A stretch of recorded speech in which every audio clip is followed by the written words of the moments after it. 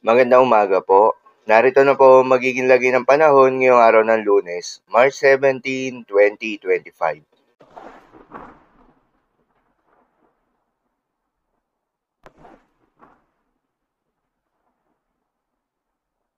Sa kasalukuyan na tayo sa pag-asa, patuloy na umiiral itong northeast monsoon o hanging amihan na nakakaapekto ngayon at asahan na magdadala ng malamig na panahon, bahagya hanggang sa maulap na kalangitan na may kalat-kalat na mga mahihinang pagulan sa may northern Luzon. Easterlies o yung mainit na hangin galing sa may karagatang Pasipiko naman ang nakakaapekto at posibleng magdala naman ng maulap na kalangitan na may kalat-kalat na mga pagulan at thunderstorms sa nalalabing bahagi ng ating bansa, particular na sa may eastern section ng ating bansa. At sa nalalabing bahagi ng ating bansa kasama ng Metro Manila, ay asahan naman yung maganda at maliwalas sa panahon, ngunit may tsansa pa rin ng panandaliang buhos ng ulan, lalo na sa hapon o sa gabi. At kahit nga magandang panahon ang inaasahan sa Metro Manila at nalalabing bahagi ng ating bansa, ay pinag-iingat po ang ating mga kababayan dahil sa init at alinsangan na posibleng maranasan simula tanghali hanggang sa hapon.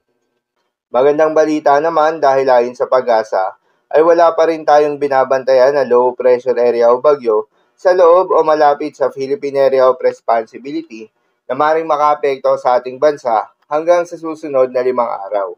Ngunit maging handa pa rin tayo dahil maaaring wala o merong isang bagyo ang posibleng mabuo o pumasok ng Philippine Area of Responsibility ngayong buwan ng Marso.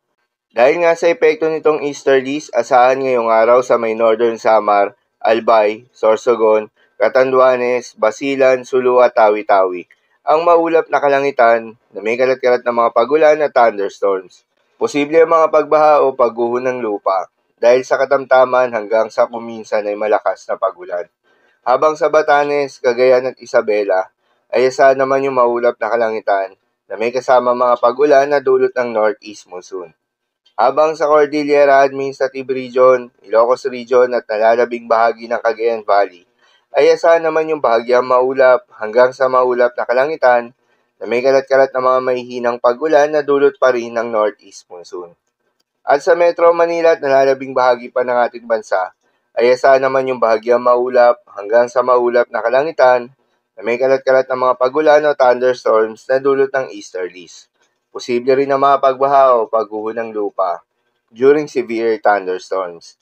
Madalas, nabobo ang mga thunderstorms na ito tuwing hapon o gabi na nagtatagal ng 1 hanggang 2 oras.